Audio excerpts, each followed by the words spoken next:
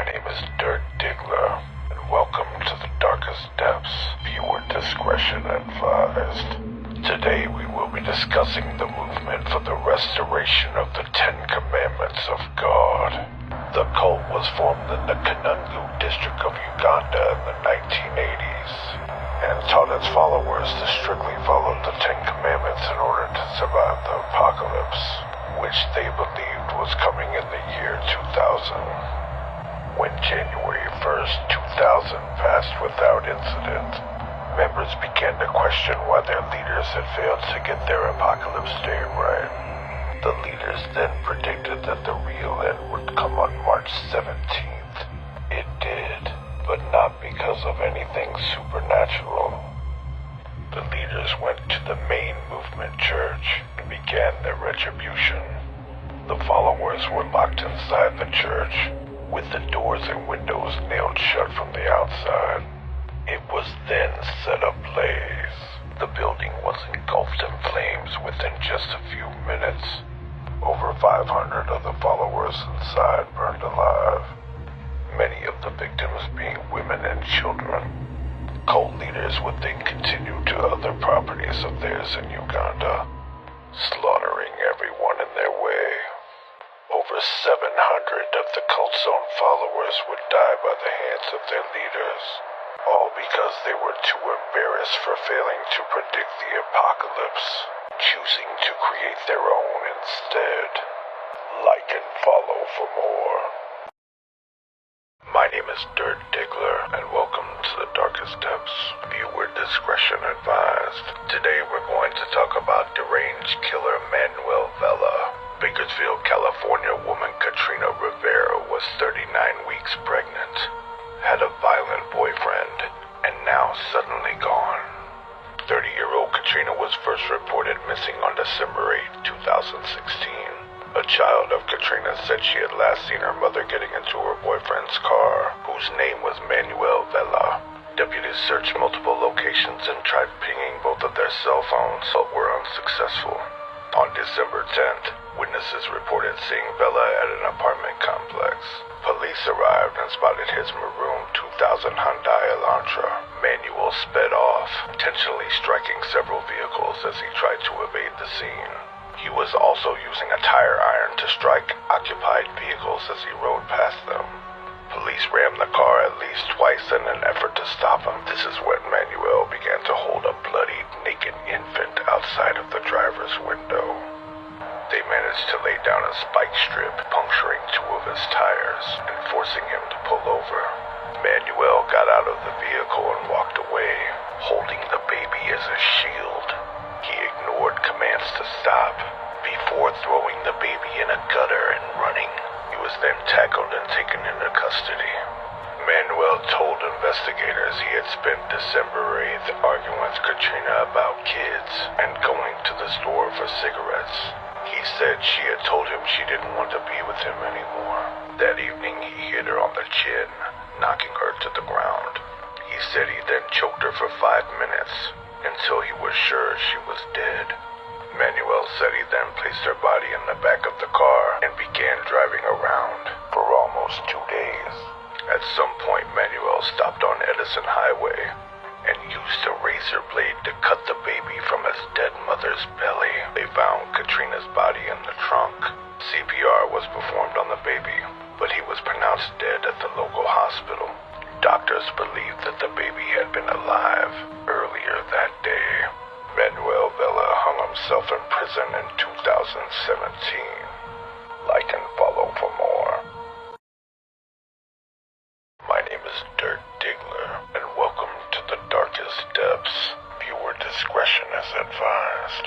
Today we're going to discuss the Hinterkaifeck farmhouse murders. It was in the late winter of 1922 when the Hinterkaifeck farm in Bavaria, Germany, was reported as being haunted.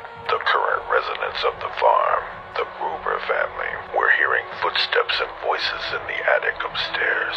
A set of house keys had mysteriously gone missing. A strange newspaper was found that no one had ever seen before, and large scratches were found by the lock on the outside shed. In the beginning of March, their maid Maria reported reported the most peculiar instance, a single set of footprints in the snow leading up to the entrance of the house, but not coming back. On March 31st, 1922, all 6 of them would be brutally murdered. 2-year-old Joseph was found dead in his crib. The maid Maria was found covered in blood on her bed, while Andreas, Cecilia, Victoria, and her daughter were all found neatly stacked on top of each other in the barn. They had all died by a single blow to the head from a pickaxe. Authorities concluded that the murderer lived on the farm for 6 days after they committed the crime. The cattle were still being fed. Meals were being eaten in the kitchen. The neighbors reported seeing smoke rising from the chimney. The family dog was well fed and tied to a post out front when the bodies were discovered. Despite repeated arrests, no murderer has ever been found, and the Hinterkaifeck farm was demolished in 1955. Like and follow for more. My name is Dirk Diggler, and welcome to the Darkest Depths. Viewer discretion advised. Today we're going to discuss deranged lunatic Issei Sagawa, renowned cannibal and necrophiliac. Issei had a very sick obsession to taste human flesh.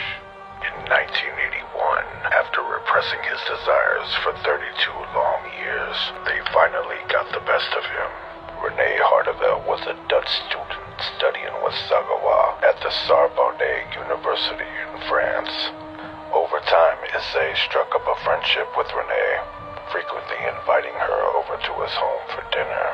At some point, he gained her trust. On June 11th, 1981, he set his deadly plan in motion. They were enjoying a quiet evening together when René got up from the couch to get a drink. That's when Issei shot her in the neck, point blank.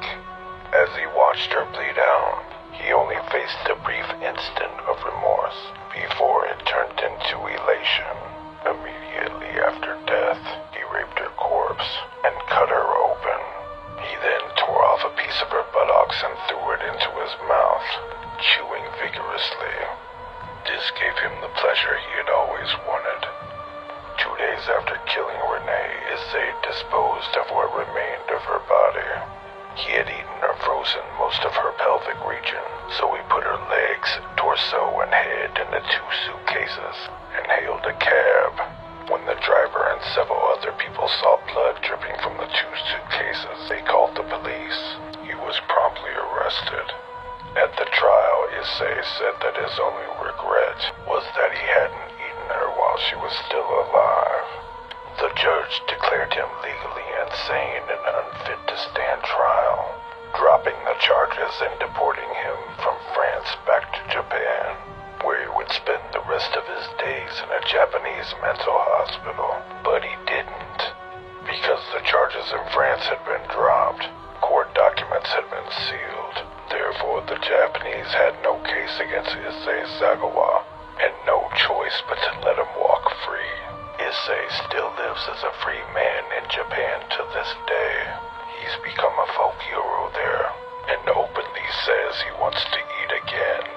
Like and follow for more. My name is Dirk Diggler, and welcome to the Darkest Depths. Viewer discretion advised. Today we're going to discuss the Hello Kitty murder. Fan Man Yi had a troubled life in Hong Kong. She had come across drugs. By the time she was a teenager, was a drug addict, soon turning to prostitution to pay for her habit. She would then get married to another drug addict, and they would birth a son 2 years later. The neighbors would often complain about hearing violence in their home. In 1997, Fan was working as a prostitute and had a regular client named Chan Madlock, who would often pay her to have long sex sessions and meth binges together. During one of these binges, Fan decided to steal Chan's wallet. That was her first mistake. To pay him back, she gave him all of her prostitution money, plus an extra $10,000, but Chan kept wanting more. Jan ordered two triads and one of their girlfriends to abduct Fan from their home. On March 17th, 1999, they took Fan to his apartment, which was decorated in Hello Kitty products. They worked her as a prostitute and took all of her money, but Jan kept wanting more. They started getting high and began torturing her, urinating on her and beating her beyond belief. When they were finished, they wrapped wire around her wrists and hung her from a hook overnight. After a month of sadistic torture, Fan finally died. They then placed her in a bathtub and used a saw to dismember her body. They put the meat from the body in the fridge and boiled the head down to a skull. It was then that they decided to hide the skull inside of a Hello Kitty mermaid toy. The triad's girlfriend, who had participated in the torture and murder, complained for days afterwards that she was being haunted by Fran. When she reached her breaking point, she went to police and confessed to everything. Once arrested, Jane and his triad friends received a mere manslaughter charge. The girl got away with immunity. Like and follow for more. My name is Dirt Diggler, and welcome to the Darkest Depths. Viewer discretion advised. Today we will be discussing British serial killer Dennis Nilsen, also known as the Muswell Hill murderer. Dennis was a former constable and security guard who turned into a serial killer and necrophile as he murdered at least 12 young men between 1978 and 1983 in London. Inside Dennis's home, his victims were usually given food and alcohol before they were strangled and defiled. Nilsen would drown them in his bathtub, shortly thereafter having sex with the corpse. It was all part of a ritual in which he bathed, clothed, and retained his victims in his home for a period of weeks and occasionally months before he completely dismembered them. Each of his victims were then disposed of on a burn pile in his backyard.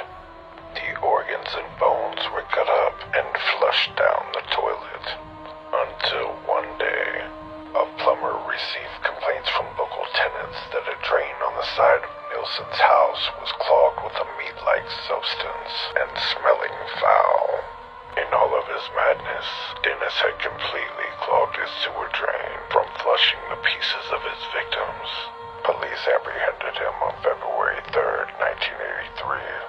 As he was escorted to the police station, Dennis was asked whether the remains in the drain belonged to one or two people, to which he replied, more like 15 or 16. Dennis Nilsen died in prison in 2018. Like and follow for more. My name is Dirt Diggler, and welcome to the Darkest Depths. Viewer discretion is advised. Today we're going to be discussing the Catherine Breaking Wheel. Archaeologists from the University of Milan have recently uncovered a medieval skeleton of a man who appears to have died one of the most horrible deaths in history. First impressions of the skeleton showed that he was suffering from wounds and bone breaks that were symmetrically positioned across his arms and legs. Based on historical records, the researchers determined that the man had been tortured using the Catherine Breaking Wheel. It was named after Saint Catherine, the first unfortunate soul to suffer its cruelty. The wheel was a medieval torture method used for public execution in Europe by breaking the bones of a victim or bludgeoning them to death. Those who broke the law would be taken to a public stage and tied to the floor. The primary goal of the first act was the agonizing mutilation of the body, not death. The executioner would drop the execution wheel on the shin bones of the convicted, and then work his way up to the rest of the body, breaking as many bones as he could. Timbers were often placed under the victim's joints to increase the wheel's effect. And in the second act, the body would be braided through the wooden spokes of the wheel, which was now possible through the broken limbs. Injuries were then further afflicted using blades, whips, and fire. The wheel was then erected on a mast or pole like a crucifixion, The executioner would then be permitted to decapitate the victim if need be. The body would remain on the wheel after execution, left to the elements and scavenging animals. Victims would often be displayed for many years as a reminder to those who broke the law. The Catherine breaking wheel is still considered to be one of the most horrific torture devices ever conceived by humanity. Like and follow for more. My name is Dirk Diggler, and welcome to the darkest depths. Viewer discretion advised. Today we will be discussing renowned criminal and murderer Carl Panzram.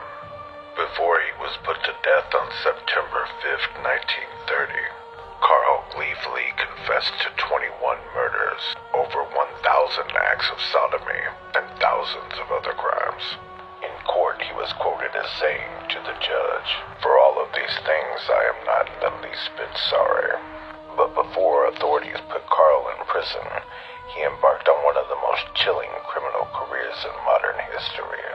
Carl had a troubled upbringing, engaging in multiple rapes and petty crimes. He was in and out of prison a lot, but his fortune seemed to change, and in 1920 he bought a yacht. He would sail up and down the eastern seacoast, luring drunk American soldiers into his boat. Once they were on the boat, he would rape them, kill them, and dump their bodies in the Atlantic Ocean. Eventually, he would tire of this and travel to Africa, continuing his murderous spree.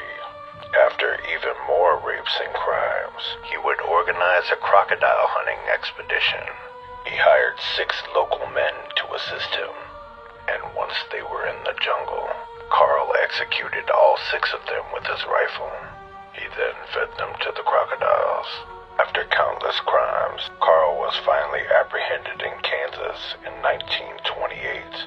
Charged with multiple murders, he was sentenced to death. As the executioner placed the noose around his neck, he was reported as having these final words, "Hurry it up. Like and follow for more." My name is Dirk Diggler, and welcome to the darkest depths. Viewer discretion advised. Today we're going to be discussing Tamara Samsonova, also known as the Granny Ripper and Baba Yaga. Tamara was a middle-aged travel agent who lived in Izura, Russia with her husband. In the middle of 2000, Tamara's husband disappeared. She appealed to police, but searches yielded nothing. The case went cold. 15 years later, Tamara's friend, Valentina Yulanova, was letting Tamara stay at her place while her home was being renovated. At some point, they got into an altercation, and Valentina decided it was time for Tamara to go. But Tamara decided otherwise. On July 23rd, 2015, she poisoned Valentina, leaving her incapacitated on the floor.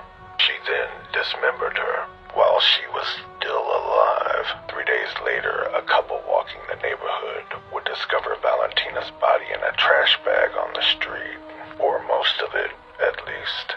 The head and lungs were missing. Those parts were later found in a cooking pot.